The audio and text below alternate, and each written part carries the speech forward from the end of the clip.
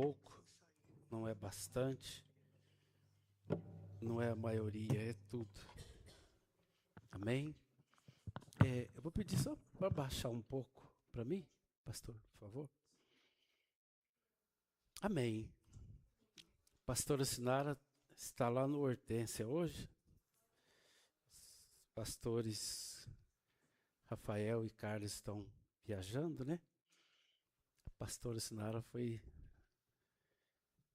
receber uma bênção lá. Amém. Oi? Glória a Deus. Ainda tá, para mim, tá extremamente alto aqui, não sei aí. Nossa, mas então é eu que tô. Tá bom, tá bom. 2 Coríntios capítulo 9.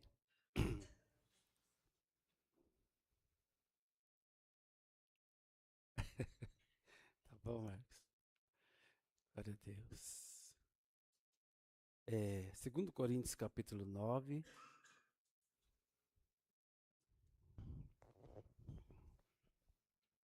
Hoje eu quero fazer uma coisa que dificilmente eu faço, é ler bastante, né?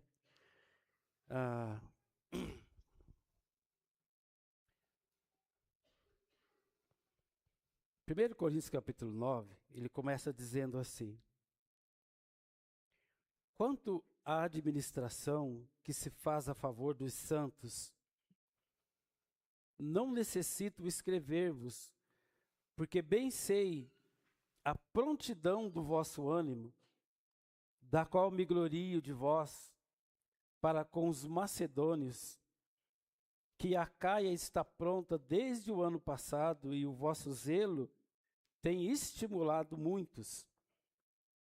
Mas enviei estes irmãos para que, na nossa glória, acerca de vós, não seja vã nessa parte, para que, como já disse, possais estar prontos, a fim de, se acaso os macedônios vierem comigo e vos acharem despercebidos, não nos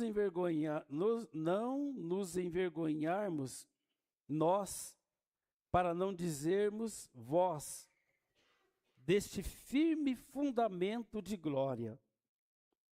Portanto, tive por coisa necessária exortar estes irmãos, para que primeiro fossem ter convosco e preparassem de antemão a vossa bênção já antes anunciada, para que esteja prontos como bênção e não como avareza.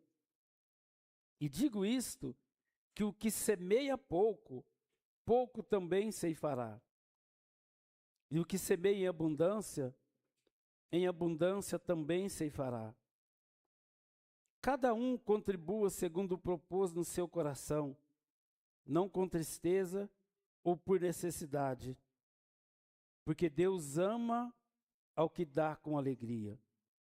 E Deus é poderoso para tornar abundante em vós toda a graça, a fim de que, tendo sempre, em tudo, toda a suficiência, superabundeis em toda boa obra, conforme está escrito: espalhou, deu aos pobres, a sua justiça permanece para sempre. Ora, aquele que dá a semente ao que semeia, e pão para comer, também multiplicará a vossa sementeira e aumentará os frutos da vossa justiça, para que em tudo enriqueçais para toda a beneficência, a qual faz que por nós se deem graças a Deus. Porque a administração desse serviço não só supre a necessidade dos santos, mas também redunda em muitas graças que se dão a Deus, visto como na prova dessa administração glorificam a Deus pela submissão que confessais quanto ao Evangelho de Cristo e pela liberalidade de vossos dons para com eles e para com todos.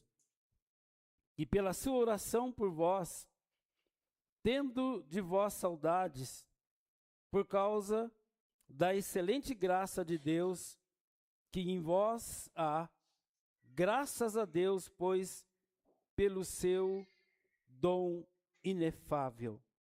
Amém.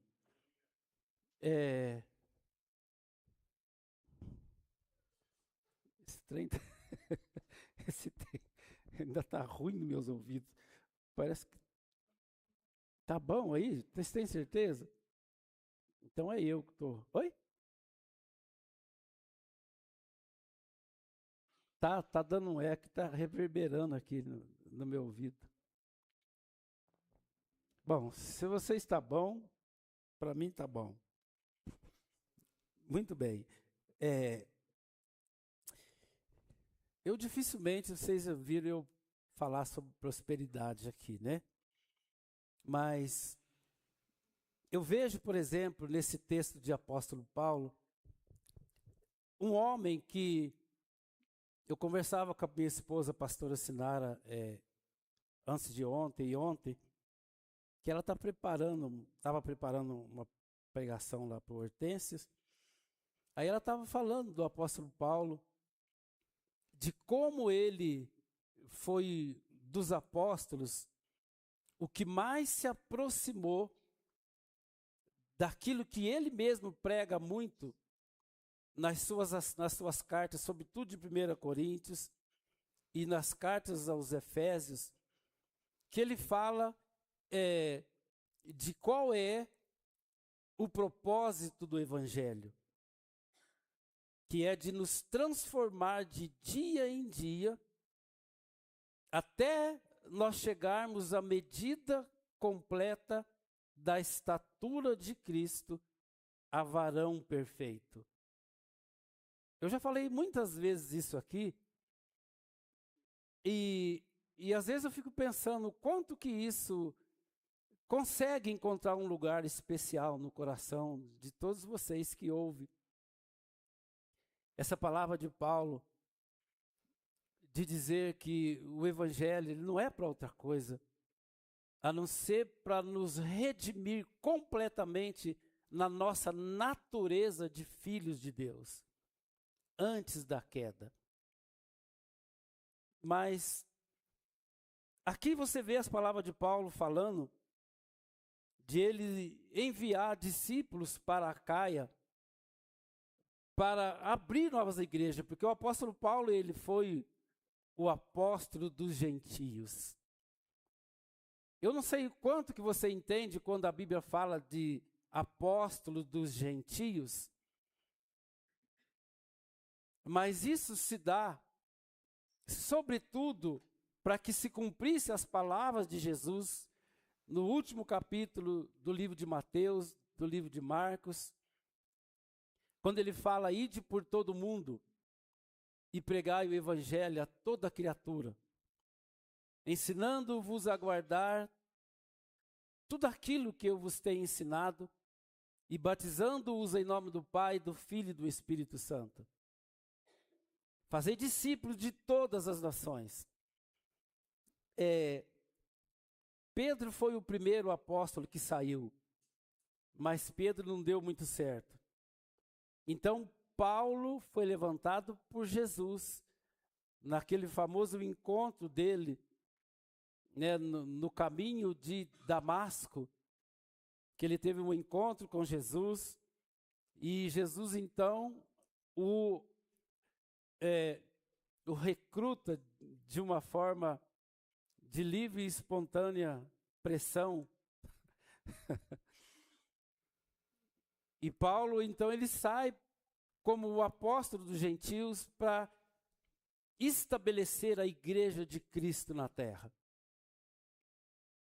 E aqui, ele começa a falar da generosidade, né, dos irmãos de Corinto, e a necessidade de eles suprirem esses irmãos que, como missionários, estavam indo para estabelecer essa igreja. O desejo do meu coração é que vocês entendam isso muito mais do que uma palavra de prosperidade, mas uma consciência da necessidade de estabelecer do verdadeiro motivo pelo qual a igreja precisa ser estabelecida na terra. Nós temos falado muito sobre a igreja na ótica de Deus, que é o corpo de Cristo. Efésios capítulo 1 dá muita ênfase, até o capítulo 4 ele fala muito da igreja como sendo o corpo de Cristo, e Cristo sendo o cabeça da igreja, em quem Deus sujeitou todas as coisas aos pés de Cristo.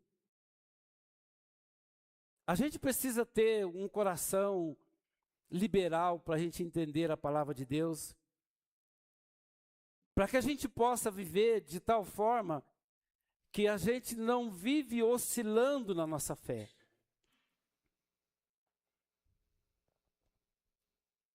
Então ele diz aqui, ó,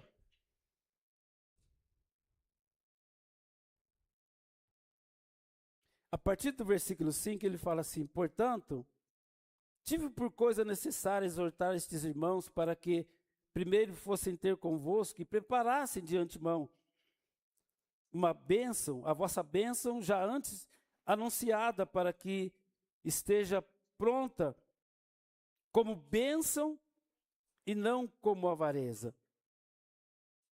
O suprimento daqueles irmãos que tinham uma missão a ser feita. E no versículo 6 ele diz: e digo isto, que o que semeia pouco, pouco também ceifará. E o que semeia em abundância também ceifará.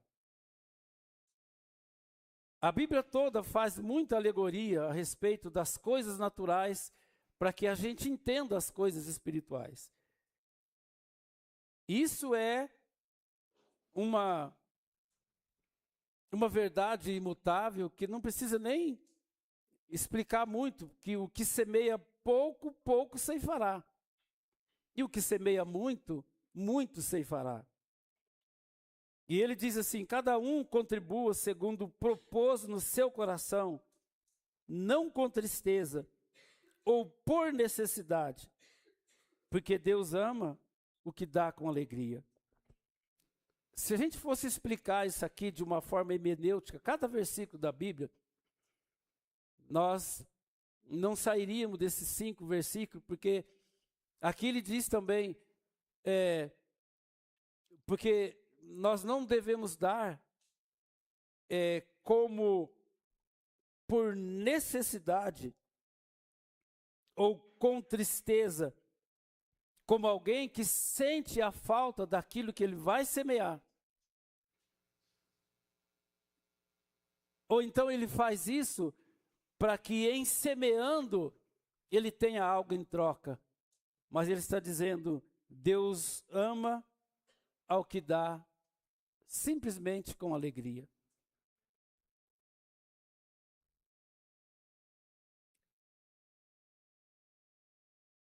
E na casa de Deus, a gente precisa ter esse entendimento que tudo que nós fazemos para Deus, que tudo nós fazemos no âmbito espiritual, com o entendimento de sermos uma igreja, nós fazemos pela consciência de quem nós somos.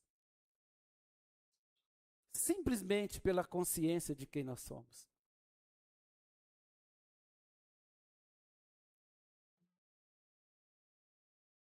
Quando o apóstolo Paulo ele fala isso, ele diz assim, no versículo 8: e Deus é poderoso para tornar abundante em vós toda a graça, a fim de que, tendo sempre em tudo toda a suficiência, superabundeis em toda boa obra.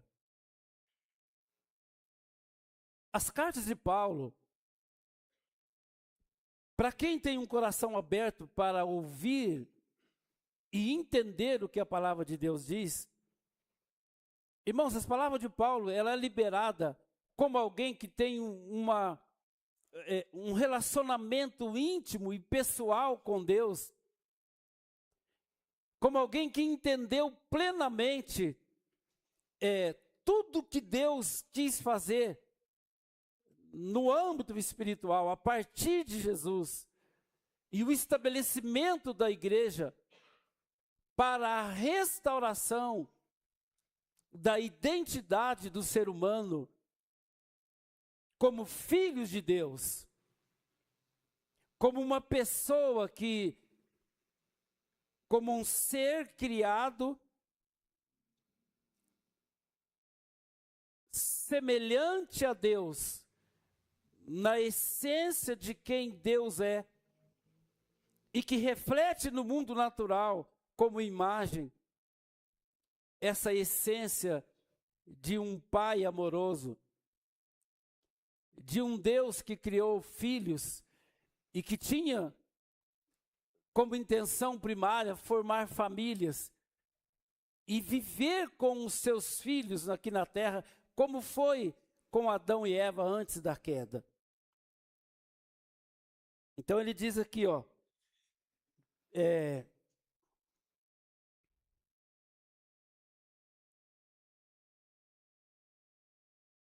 Deus é poderoso para tornar abundante em vós toda a graça, a fim de que, tendo sempre tudo, toda a suficiência, superabundeis em toda boa obra, conforme está escrito, espalhou, deu aos pobres, a sua justiça permanece para sempre. Ora, aquele que dá semente ao que semeia, e pão ao que come, também multiplicará a vossa sementeira, e aumentará o fruto da vossa justiça, para que em tudo enriqueçais para toda beneficência, ao qual faz que por nós se deem graças a Deus. Cada palavra dessa de Paulo, ele faz menção do plano maior de Deus, da vida sendo vivida aqui na terra pelos filhos de Deus, como irmãos e como família. Ele fala, ora, aquele que dá semente ao que semeia e pão ao que come. O segredo de todo esse versículo está nesse. Ele fala que Deus dá semente para o que semeia. Para o que come, Ele dá o pão. Se você tivesse hoje aqui um saco de semente e um balaio de pão, qual que você escolheria pegar? Você é livre para sair daí e vir aqui. Tem aqui um saco de semente e um balaio de pão. Oi? Qual que você escolheria? Qual que você escolheria?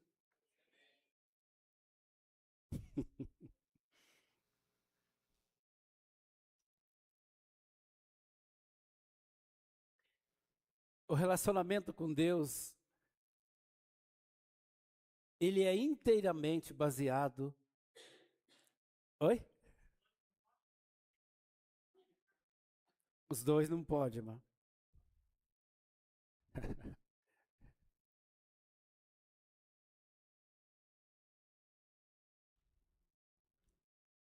Você recebe o seu salário, você tem os seus proventos, vocês têm os seus bens. Tudo que você tem é para o seu consumo, como o pão, ou você pode usar todos os seus bens e todos os seus proventos para semear, para que quanto mais você semeia, mais você colhe.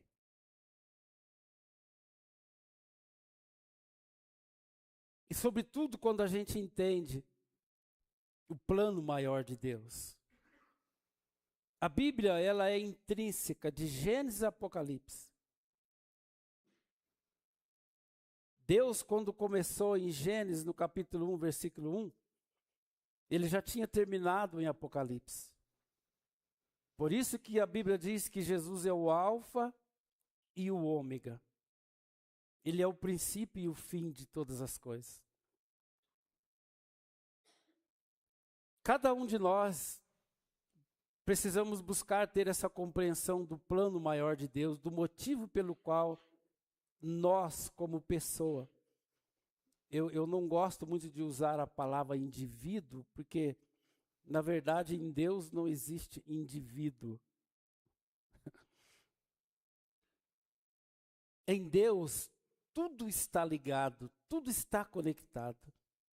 Em Deus há uma relação de interdependência de todo ser criado. Não somente do ser humano, mas de toda a criação. Há uma relação de interdependência. A grandeza, o incomensurável amor de Deus faz com que Ele criou o universo de forma intrínseca, aonde todos precisam viver de forma que ninguém tira demais e ninguém vivam para si mesmo.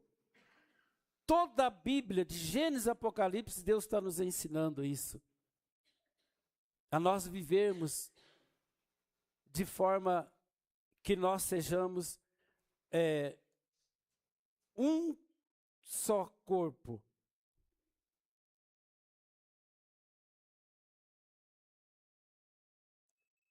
Da compreensão humana, da forma como nós podemos compreender a forma com que Deus nos criou como ser humano,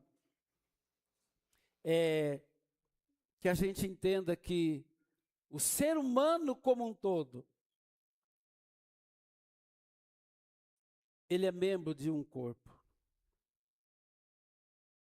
Na ótica original de Deus, o ser humano, ele é criado para ser um corpo.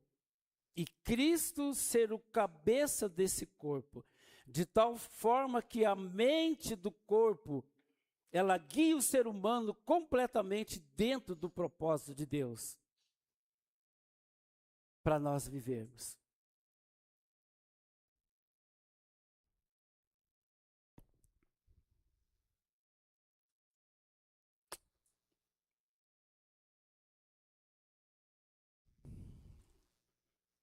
A partir dessa explanação, que é falando um pouco sobre a prosperidade, mas eu não vou interromper isso aqui, eu vou ler Atos, no capítulo 2.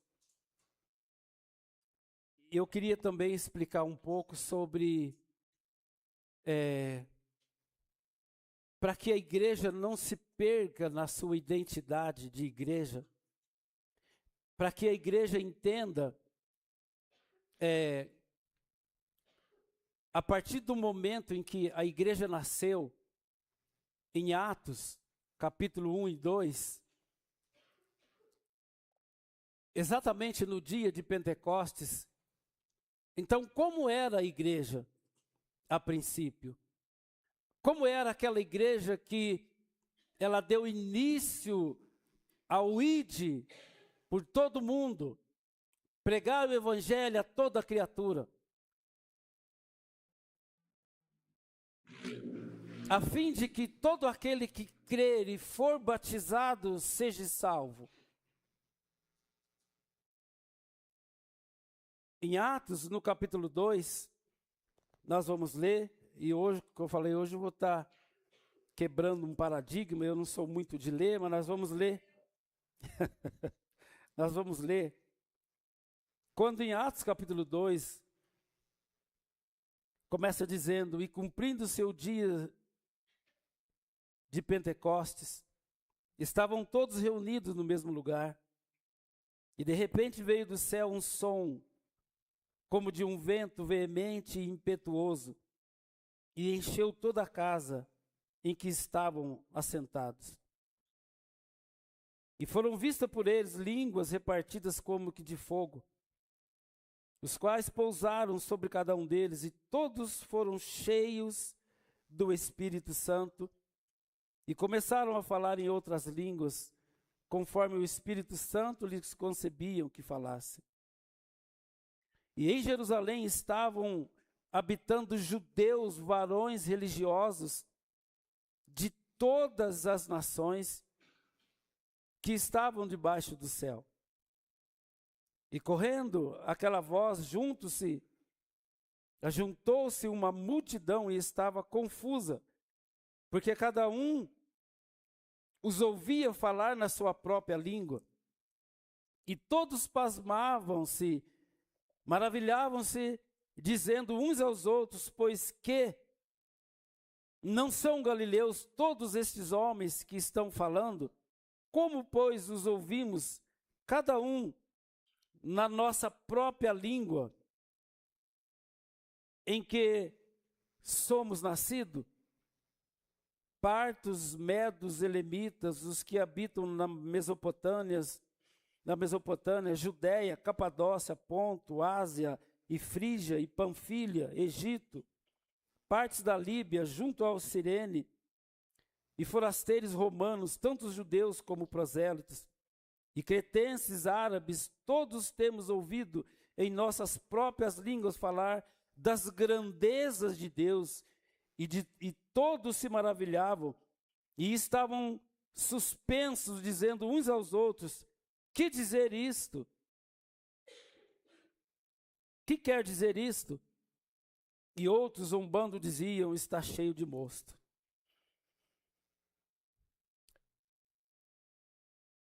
O versículo 5 diz: em Jerusalém estavam habitando judeus, varões religiosos de todas as nações que estão debaixo dos céus. Varões religiosos de todas as nações debaixo dos céus, que estavam habitando em Jerusalém, que viram aquilo. O que eu quero dizer é que naquela época já havia uma religião.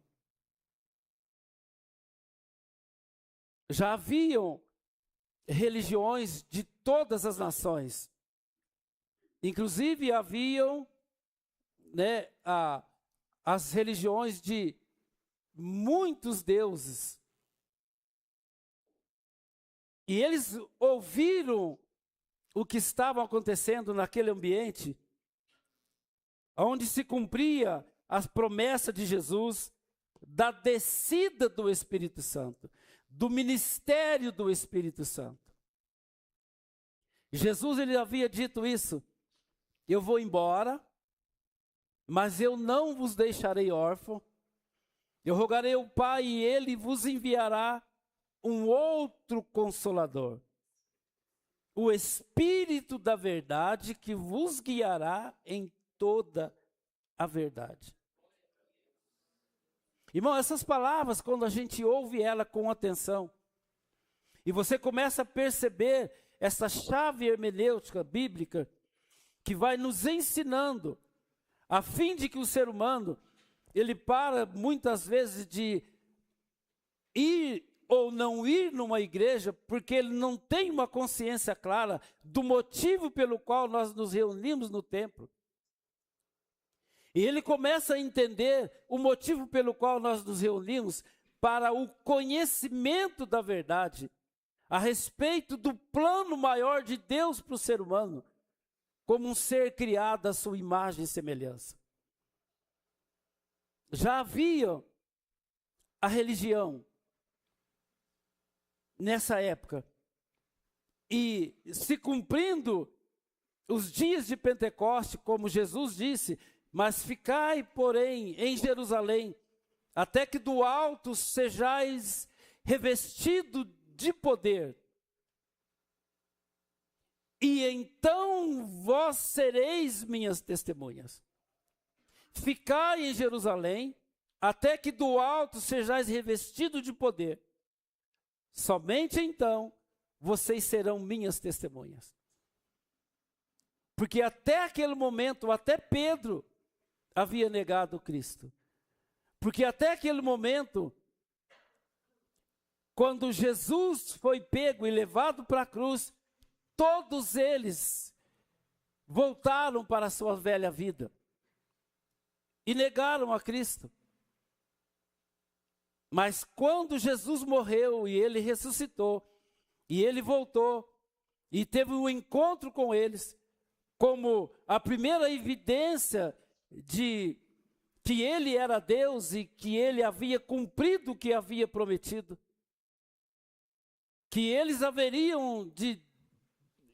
haveria de derrubar o templo e reconstruir novamente em 3 dias. Então ele vem, e nesse tempo aqui, se cumprindo os dias de Pentecostes, a promessa dele, porque ele foi assunto aos céus e o Espírito desceu para o seu ministério, e se cumpre aqui então nessa palavra a descida do Espírito Santo. No capítulo 2. Então, o último versículo, no capítulo 2, no versículo 2, e todos maravilhavam e estavam suspensos, dizendo uns para os outros, que quer dizer isto? E outros zombavam, dizendo, estão cheios de mosto.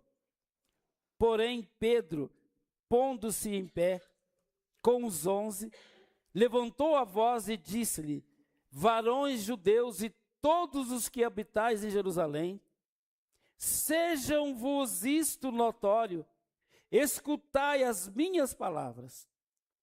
Estes homens não estão embriagados como vós pensais, sendo esta a 3ª hora do dia, às 9 horas da manhã.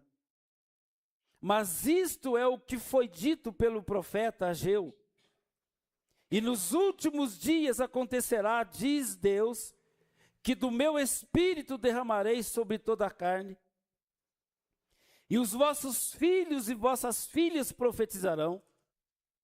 Os vossos jovens terão visões e os vossos velhos sonharão sonhos.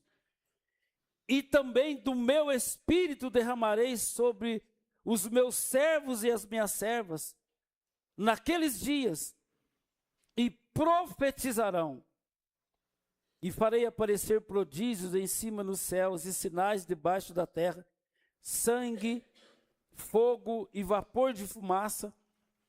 O sol se converterá em trevas e a lua em sangue, antes de chegar o grande e glorioso dia do Senhor. E acontecerá que todo aquele que invocar o nome do Senhor será salvo. Varões israelitas, escutai as palavras.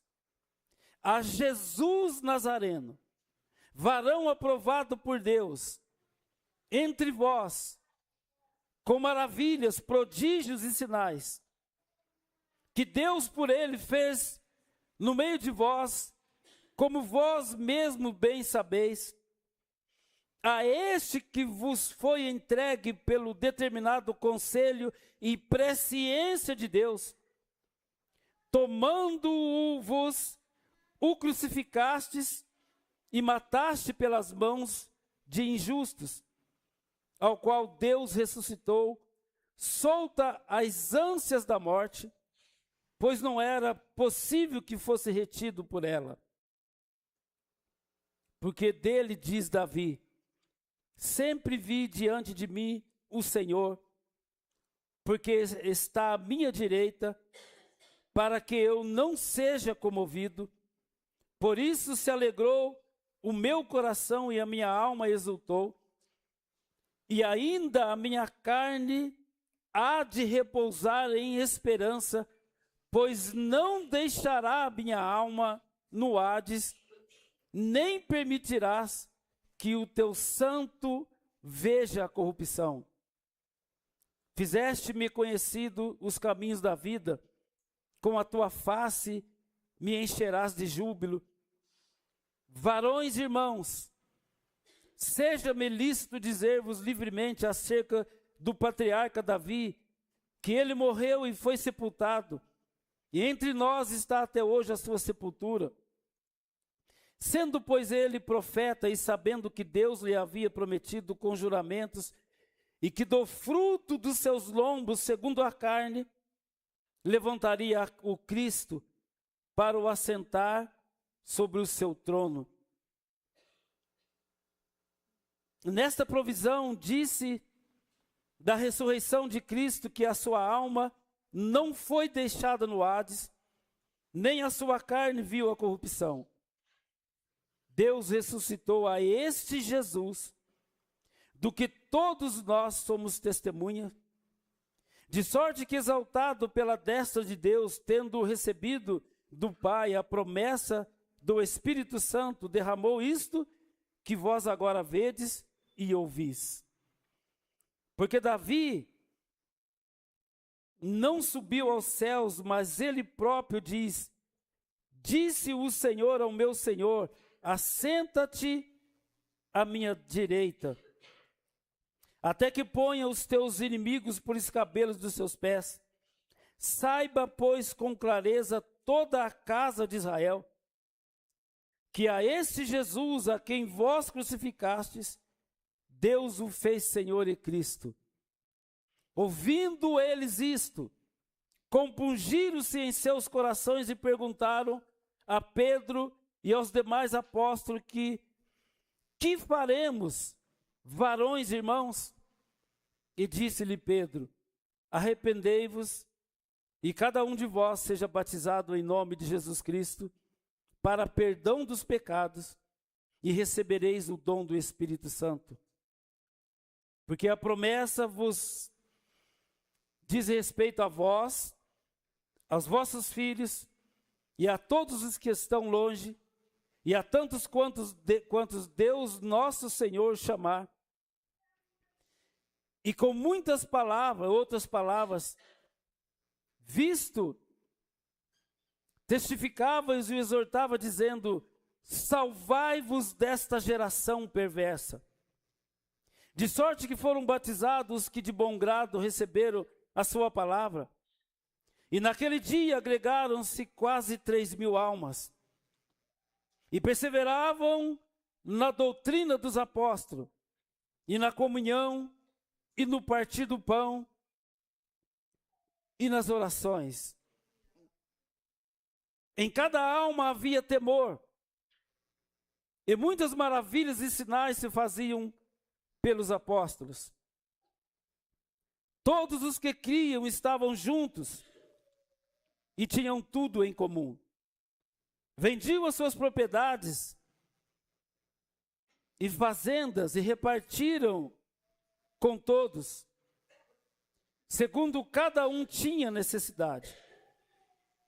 E perseveravam unânimes todos os dias no templo, e partindo o pão em casa, comiam juntos com alegria e singeleza de coração, louvando a Deus e caindo na graça de todo o povo. E todos os dias acrescentavam o Senhor à igreja aqueles que se haviam de salvar-se.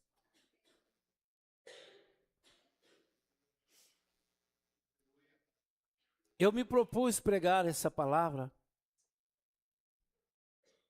para que eu tenho uma dor no meu coração a respeito da nossa vida como igreja. E ainda que a gente saiba que vivemos em dias difíceis, dias tenebrosos, dias de trevas, dias em que a apostasia, ela já é evidente, e a gente não precisa ser muito perceptivo para ver como que a fé de muito tem se esfriado. E então eu, há algum tempo, tenho buscado em Deus, falei: Senhor, cada dia mais, precisa ficar claro dentro de nós o que realmente significa a igreja. Cada dia mais precisa ficar claro dentro de nós o que é a palavra de Deus.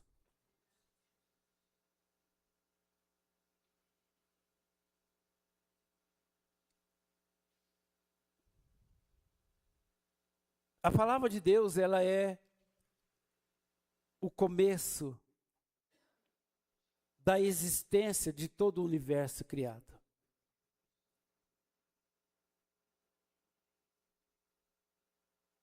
No João, no capítulo 1, a Bíblia diz, no princípio era o Verbo.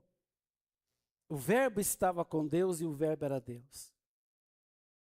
Ele estava no princípio com Deus. Todas as coisas foram feitas por Ele. Sem Ele, nada do que foi feito se fez.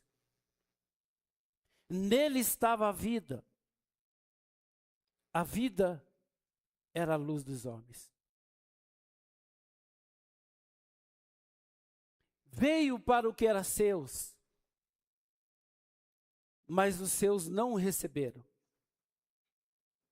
Mas a todos quantos o receberam, deu-lhes o poder de serem feitos novamente filhos de Deus aos que creem.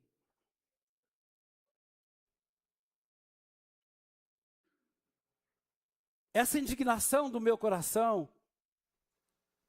é no sentido de o Espírito de Deus nos mostrar aonde nós, como igreja, temos falhado, para que também não aconteça como isso é uma realidade que ela há mais de 2000 anos atrás, esse evangelho que saiu da igreja de Jerusalém, uma igreja onde a presença e a manifestação de Deus na pessoa do Espírito Santo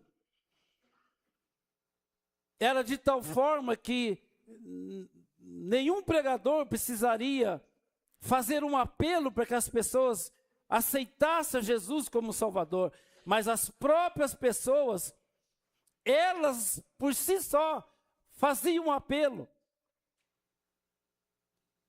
Quando Pedro terminou de pregar aqui, no versículo 37, ele diz, ouvindo eles essa pregação a respeito de Jesus e do que ele fez por nós, ser humano, e de onde ele queria nos levar, ouvindo eles isto, compungiram-se em seu coração e perguntaram a Pedro e aos demais apóstolos, o que faremos, varões irmãos? E Pedro então lhes disse, arrependei-vos e cada um de vós seja batizado em nome de Jesus Cristo para perdão dos pecados e recebereis o dom do Espírito Santo. O mundo hoje,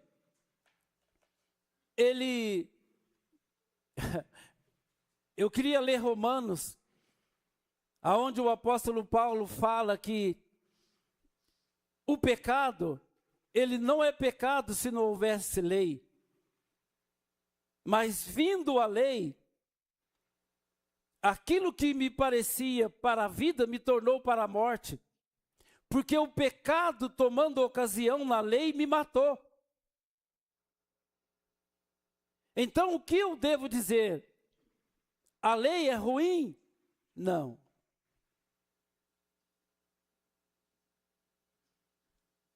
Então, esse evangelho que nasceu em Jerusalém para ser pregado para toda a raça humana, que foi um mandamento de Jesus, era para a salvação do ser humano. É por causa do pecado que aconteceu em Gênesis. É por causa da morte espiritual do homem que aconteceu, da separação do homem de Deus, que ocasionou nele mesmo uma morte espiritual. E esse Jesus que Pedro pregou, ele veio para restituir a vida e a comunhão do ser humano em Deus e todo o seu plano original para nós, ser humano, de filhos, de família, de irmãos, para uma vida absurdamente abundante. E que o ser humano não consegue desfrutar dessa vida. Então esse Pedro, após haver recebido o batismo com o Espírito Santo, ele prega essa palavra, e os ouvintes, que eram mais de 3.000 homens, aqui no final ele diz: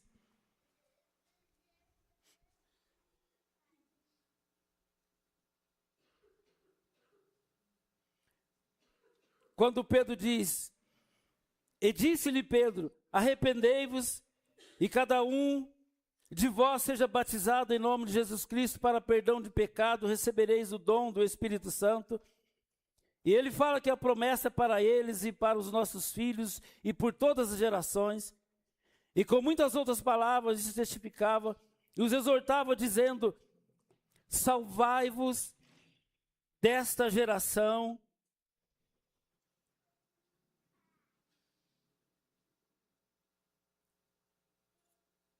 perversa.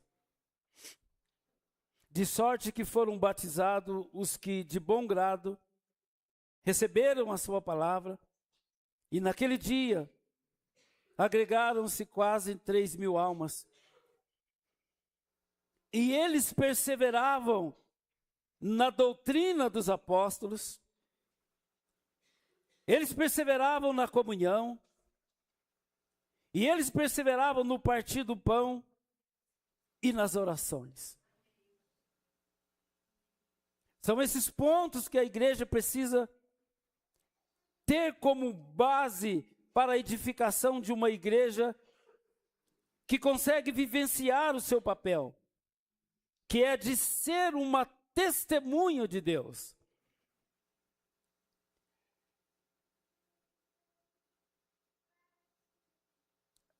A vocação da igreja é ser uma testemunha de Deus.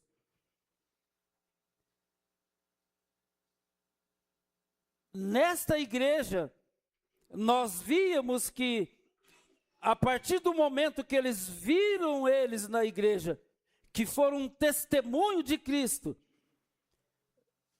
da sua vida em comunhão com Deus e a manifestação de Deus, através da igreja que é o corpo de Cristo, ela se tornou essa testemunha do amor de Deus.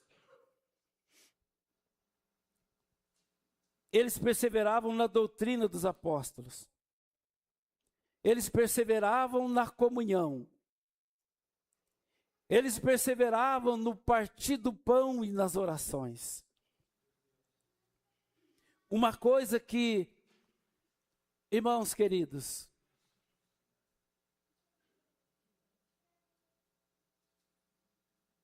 uma coisa que a gente precisa que a igreja ela tenha como revelação é que se a igreja não tiver uma vida de oração, a descida e o poder do Espírito Santo não pode produzir em nós uma testemunha de Deus.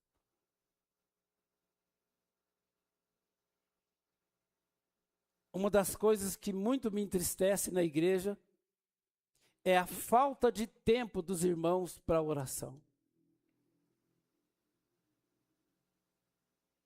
É líderes da igreja que muitas vezes chega, e eu não estou falando aqui palavra encomendada para ninguém, isso está no meu coração para pregar já há muito tempo. É que muitas vezes líderes chegam na igreja em cima da hora e sobem no púlpito e às vezes passam a semana inteira sem tirar 15 minutos para orar a Deus.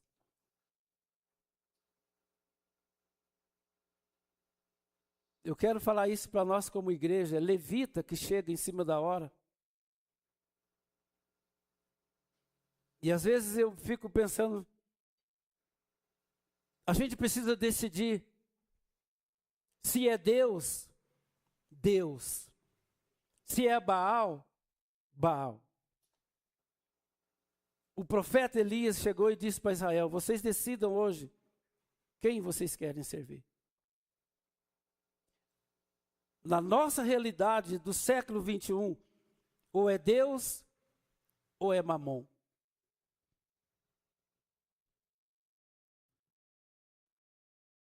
Porque,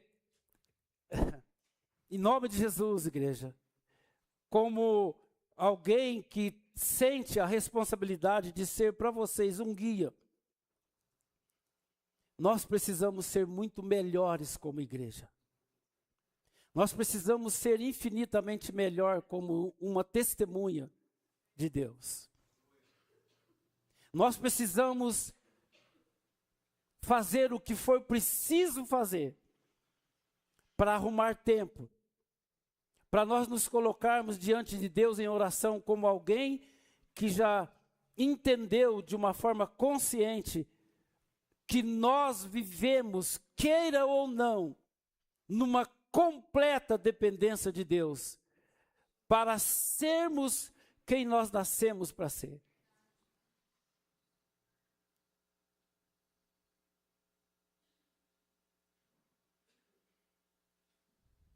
Ele disse aqui, olha,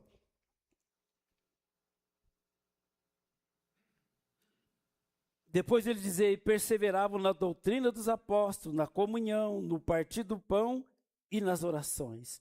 E em cada alma havia temor. E muitas maravilhas e sinais se faziam pelos apóstolos. Duas condições dos dois lados da moeda. Em cada alma havia temor.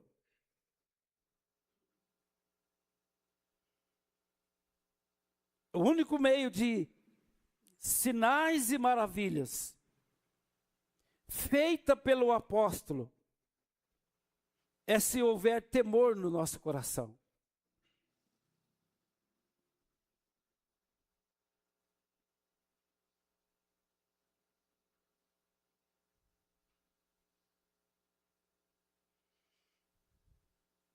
Todos os que criam estavam separados, cada um na sua casa, a semana inteirinha. Amém?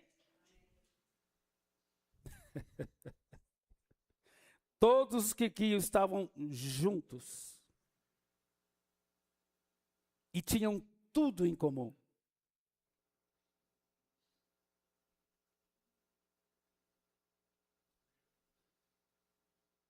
Vendiam suas propriedades e fazendas e repartiam com todos, segundo cada um tinha necessidade. Evidente que não podemos levar isso nesse exato momento ao pé da letra. Mas nós lemos em 2 Coríntios capítulo 9, da necessidade de sermos semeadores. E perseverando unânimes às quinta-feiras e aos domingos no templo. Amém?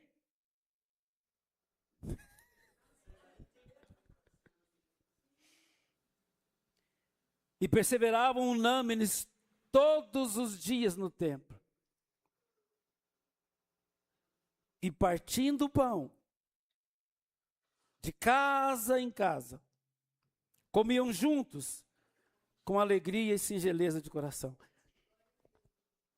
Aí eu pergunto para você, irmão, nós temos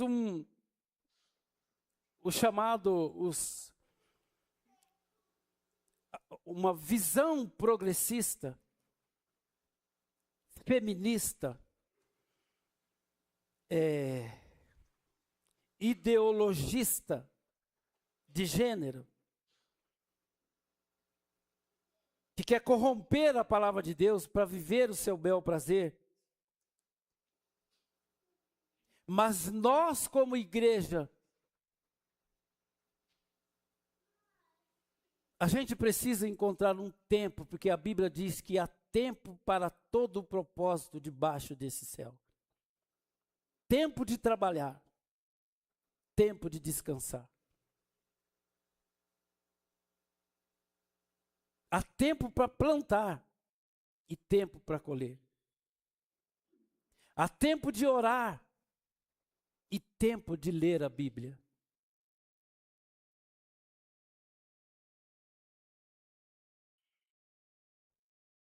Há muito tempo me incomoda as 2 vezes que a gente vem no templo na quinta-feira e no domingo, e até na célula, alguma coisa precisa mudar na nossa vida, na nossa comunidade, na nossa vivência como igreja. Alguma coisa precisa mudar, irmão. E eu desafio você a olhar para a palavra de Deus e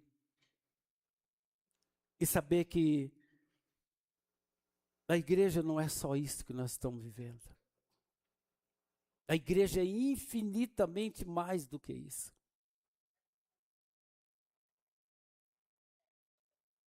Nós precisamos viver, meu irmão, incomodado, indignado, desconfortado, entristecido, abatido.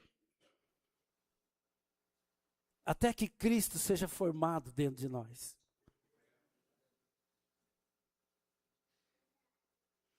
Eu, como pastor, eu fico muito incomodado. Eu falo, Senhor, eu tenho coisa que eu olho que eu nem vou falar para você aqui, irmão, mas eu estou muito incomodado das pessoas não se sentirem atraídas por Deus através da igreja. Eu faço uma pergunta para você. Quanto tempo você orou essa semana? Por favor, olha para dentro de você, irmão.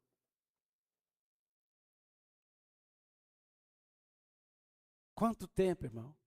Quanto tempo a semana passada, o mês passado, o ano passado? Quanto tempo, nós estamos no mês 6, quanto tempo você orou? Quantas horas você orou nesse ano? A Bíblia nos exorta a nós não nos conformar com este mundo. Aqui nesse texto, quando Pedro prega, ele fala de nós estarmos livres dessa geração perversa. E a gente fala perversa, não é como alguém que julga e... Não. É um povo que está algemado pelo espírito do anticristo. Pelo Deus deste mundo, pelo príncipe das trevas. De achar que tudo pode.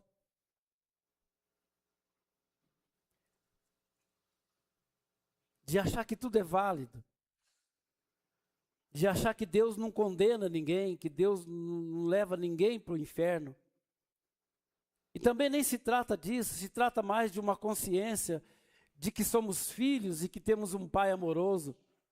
E que tudo que nos convém é nós buscarmos ouvir e obedecer a sua palavra, porque eu falei aqui na quinta-feira, porque os pensamentos de Deus não são os nossos pensamentos. Porque assim como o céu está distante da terra, assim, diz Deus, os meus pensamentos em relação aos seus pensamentos. E os meus caminhos em relação aos teus caminhos. Então eu penso que o maior desafio nosso como igreja não é nós sermos abençoados para adquirirmos coisa, mas é nós sermos transformados verdadeiramente de dia em dia, até que Cristo, quando as pessoas olham para nós, elas vejam verdadeiramente Cristo em nós.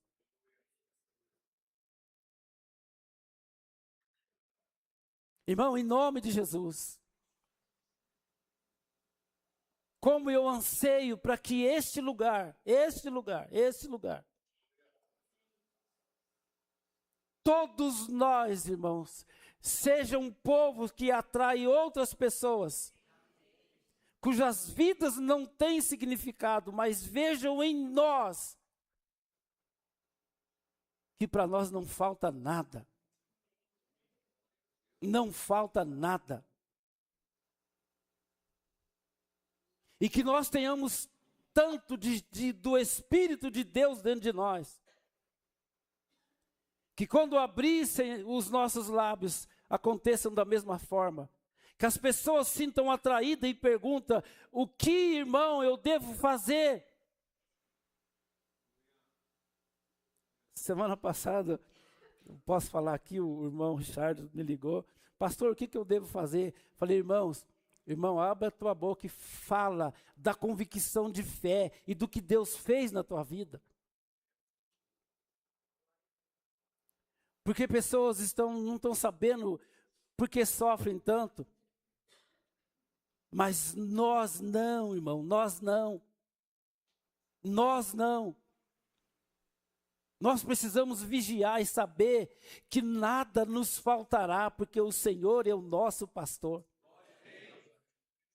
Absolutamente nada nos faltará. Nós precisamos ser libertos dessa mentalidade de escravo. Nós temos experiência, irmãos, desde o Egito, o primeiro cativeiro do povo de Israel, que foram levados como escravos, que imprimiram neles uma mentalidade de escravo, tanto que foram libertos para ir por uma terra que emana leite e mel, mas as portas da terra prometida, ainda assim eles desejavam voltar para o império das trevas, da escravidão, por causa de panela de carne temperada com alho e cebola.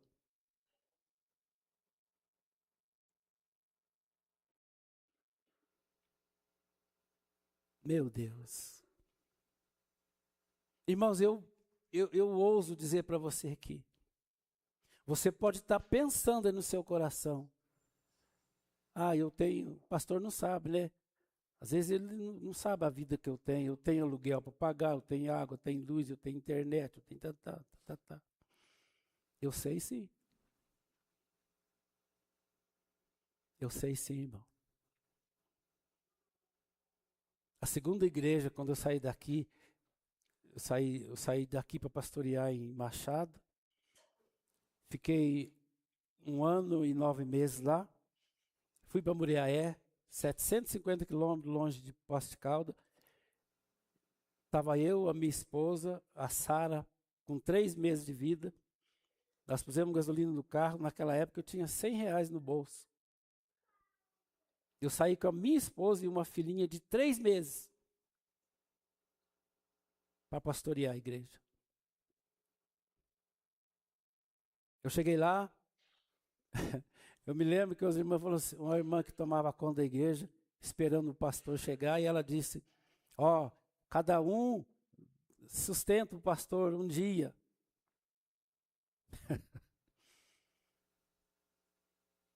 Irmão, hoje tem 3 igrejas lá que nós deixamos, de jovens que foi convertido na igreja, que casou na igreja e que assumiu a igreja. Machado tem 3 igrejas de casais jovens que nós levantamos com o líder, preparamos eles, tem 3 igrejas da Sara Nossa Terra lá em Machado, firmes, sólidas. Mas todo sábado eu fazia reunião com os meus líderes das 5 da tarde às 3 da manhã, todo sábado. Eu estou tentando fazer uma reunião com os nossos líderes faz 1 mês, eu não estou dando conta.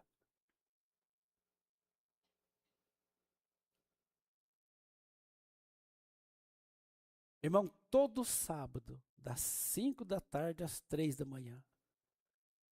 Mas Deus nos dava direção.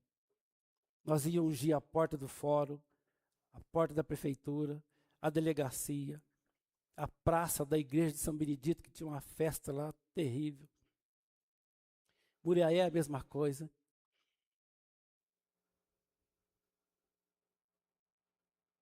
Nós precisamos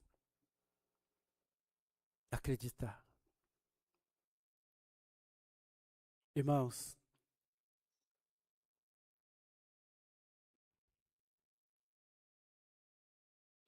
seja todo homem mentiroso e Deus verdadeiro.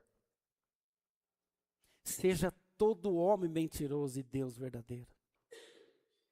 Eu falei que quinta-feira que dos 7, quase 8 bilhões de ser humano na face da Terra, se 7 bilhões 999 seguir essa direção e for contrário ao que a Bíblia diz, eu sigo sozinho para essa direção, por causa da Bíblia. Porque quem mais você pode estabelecer os alicerces da tua existência, da tua vida com significado? O que mais? Qual é o topo? Qual é a última instância de fé que um ser humano pode ter, se não for a palavra de Deus? Amém, irmão? Em nome de Jesus, eu confio em vocês. Que vocês vão orar essa semana. Que vocês vão chorar pelos nossos irmãos perdidos. Que você vai chorar não somente por uma cidade ou por um país que precisa de Deus, mas por um mundo que precisa de Deus. Em nome de Jesus, que você seja fortalecido, irmão. Em nome de Jesus, que você seja iluminado. Que você seja constrangido. Que você seja fortalecido. Irmão, em nome de Jesus, seja o governante da sua mente e governa ela pelos princípios da palavra de Deus. Em nome de Jesus. Nós temos um desafio, irmão. Nós temos um desafio. Eu quero falar isso nas reuniões dos nossos líderes. Nós precisamos de orar. Mas aqui nós vamos vir no templo agora. Nós vamos orar no templo.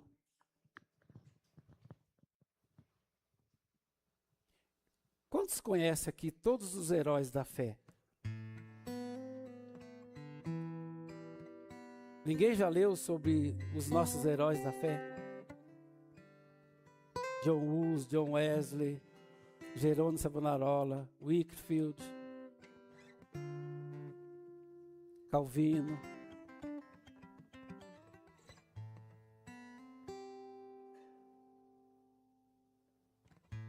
É só através da oração.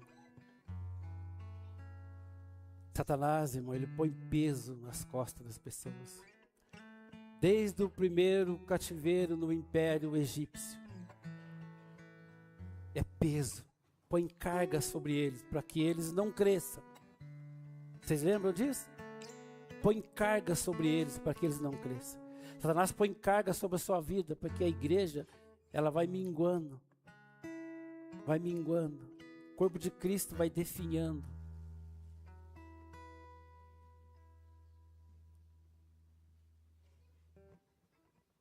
Oração.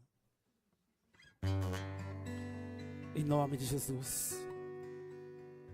Antes de nós cantarmos, eu quero orar por você. Queria que você se colocasse em pé em nome de Jesus. Você pode, por gentileza, prepare sua oferta, a sua semente. Prepare o seu dízimo aí, você que tem, você que trouxe o seu dízimo.